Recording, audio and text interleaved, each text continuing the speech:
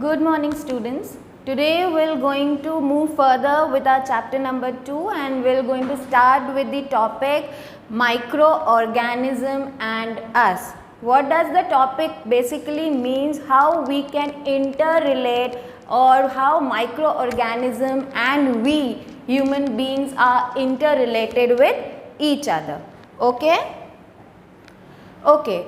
First of all, we're going to talk about friendly microorganism. Friendly microorganisms basically क्या मतलब है? वो सारे microorganisms जो हमारे friends हैं, जो हमारे दोस्त हैं. Okay? For example, curd.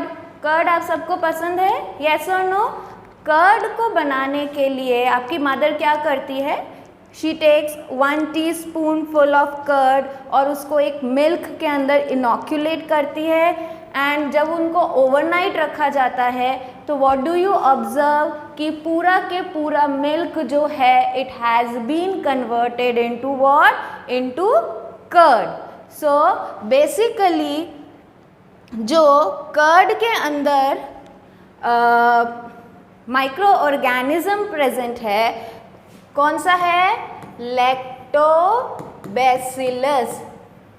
ठीक है, कौन सा माइक्रो ऑर्गेनिज्म प्रेजेंट है? लैक्टोबैसिलस जो होता है माइक्रो ऑर्गेनिज्म वो आपके पूरे मिल्क को कन्वर्ट कर देता है इनटू कर्ड. सिमिलरली जो आपकी ब्रेड हो गई, केक हो गया, इनको बनाने के लिए भी we use certain microorganism. For example yeast. Yes, yeast क्या है? It is again the friendly microorganism and it is the member of which family? Fungus की फैमिली का मेंबर है and it is a single celled organism.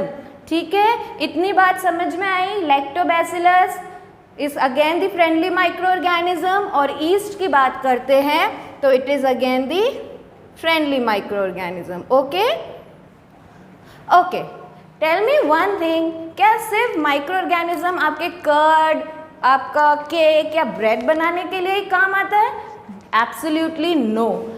आपके कुछ micro organism या कुछ micro organisms ऐसे होते हैं जो कि ब्रेक डाउन करते हैं ऑर्गेनिक मैटर को into the useful substances. As we have studied in chapter number 1 कि जो आपके वेजिटेबल के छिलके होते हैं, पील्स ऑफ वेजिटेबल्स जो होते हैं वो क्या होते हैं? अगर आप उसको सॉइल के अंदर रखोगे तो माइक्रो ऑर्गेनिज्म जो होते हैं उनको एकदम छोटे छोटे में तोड़ के उसको ऑर्गेनिक मैटर में कन्वर्ट करते हैं. क्या देखा है कभी सालों साल कोई वेजिटेबल पील या कोई डेड एनिमल पार्ट पड़ा है? No. It is the micro organism जो उसको ब्रेक कर देते हैं and convert into the organic matter. Okay. Then preparation of medicine. Medicine बनाने के लिए भी माइक्रो ऑर्गेनिजम्स का बहुत ही इंपॉर्टेंट रोल है. एंड सिमिलरली जो सॉइल के अंदर नाइट्रोजन की डेफिशिएंसी हो जाती है, कई बार आपके जो पेड़ या जो प्लांट्स होते हैं ग्रो होते हैं तो उसके अंदर सॉइल के अंदर जो न्यूट्रिएंट्स होते हैं उनकी डेफिशिएंसी होने लगती है. तो इन न्यूट्रिएंट्स को या नाइट्रोजन को फिक्स करने का काम किसका होता है? माइक्रो ऑर्गेनिजम्स का होता है. ओके.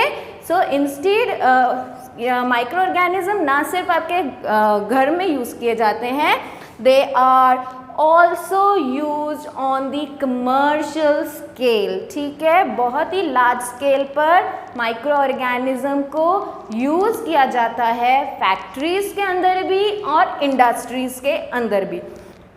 ओके. विनेगर. विनेगर क्या है? Vinegar is the acidic acid. Yes, acidic acid बनाने के लिए भी या विनेगर बनाने के लिए भी there are certain microorganisms जो कि यूज़ किए जाते हैं. सिमिलरली अल्कोहल और वाइन के प्रोडक्शन के लिए भी हम क्या यूज़ करते हैं? Microorganism. अगर हम वाइन का एग्जाम्पल लेते हैं तो लेट्स डू एन एक्टिविटी. क्या करोगे आप? You will take a glass full of water. उसके अंदर आप खूब सारा शुगर ऐड करोगे. ठीक है, जब आप शुगर ऐड करोगे, शुगर ऐड करने के बाद you will going to add 2 to 3 tablespoon full of east.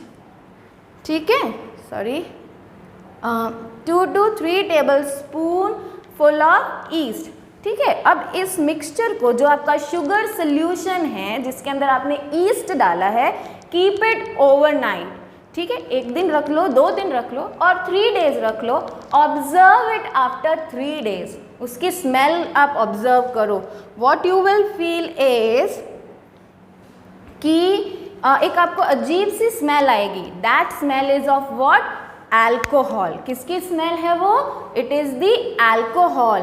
And the process of conversion, the process of conversion of sugar into alcohol by yeast is called as what students? It is called as fermentation, ठीक है। जब आप किसी sugar solution को alcohol में convert करते हो east की हेल्प से या ईस्ट की प्रेजेंस में, तो उस प्रोसेस को हम क्या कहते हैं? फर्मेंटेशन कहते हैं। Am I clear with the term fermentation? Okay, moving on, medicinal use of microorganism. As I have said कि microorganism का बहुत ही मेजर रोल है एंटीबायोटिक्स बनाने के लिए। Antibiotics, I hope you all know क्या होती है एंटीबायोटिक्स। एंटीबायोटिक्स जो होती है बेसिकली स्टूडेंट्स बैक्टीरियल या फिर मैं कह दूँ फंगल इन्फेक्शन को क्योर करने के लिए we use certain antibiotics. Antibiotics can not be used for viral infection, ठीक है। अगर आपको किसी तरीके का वायरल इन्फेक्शन हुआ है तो we will not use antibiotics. Antibiotics are used for bacterial and fungal infection. Antibiotics आपको पता है अलेक्जेंडर फ्लेमिंग, कैन यू आप पता कर सकते हो ये कौन है? अलेक्जेंडर फ्लेमिंग कौन है ये? He is the discoverer of antibiotic. He has also worked with certain micro organism and during his working with the micro organism उन्होंने क्या देखा? He observe mould in a green colour mould in a petri plate, ठीक है। Petri plate के अंदर उन्होंने क्या observe किया? एक ग्रीन कलर का मोल्ड ऑब्जर्व किया जिसके आसपास जो भी बैक्टीरिया थे they were not able to grow up. और in short I must say कि this green colour mould has killed all those bacteria. तो अलेक्जेंडर फ्लेमिंग ने सोचा व्हाट इज दिस। सो इसी तरीके से penicillin which is the most important name in the terms. अगर हम एंटीबायोटिक्स का नाम लेते हैं तो सबसे पहला हमारे दिमाग में स्ट्राइक करता है पेनिसिलिन।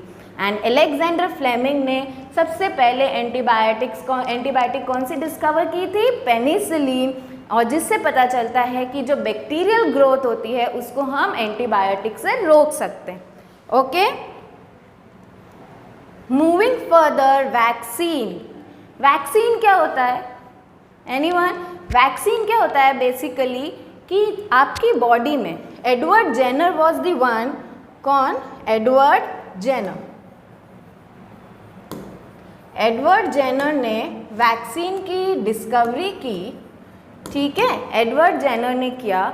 और ये क्या बोलते हैं कि हमारी बॉडी में कुछ एंटीबॉडीज़ होती है और our body has the capability to produce the antibodies. क्या प्रोड्यूस कर सकती है हमारी बॉडी?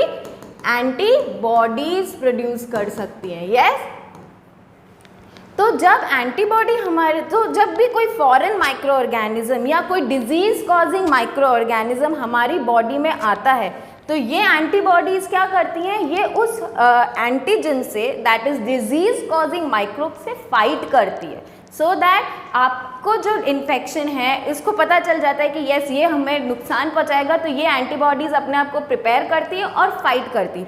कुछ ऐसा ही काम होता है वैक्सीन का।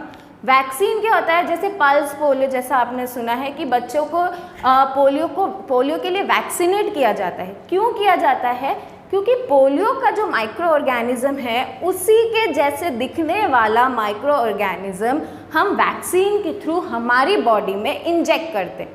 तो जैसे ही वो माइक्रो ऑर्गेनिज्म हमारी बॉडी में आएगा तो हमारी बॉडी उस माइक्रो ऑर्गेनिज्म को रिकॉग्नाइज करेगी, एंटीबॉडीज एक्टिवेट हो जाएंगी और उससे फाइट करेगी।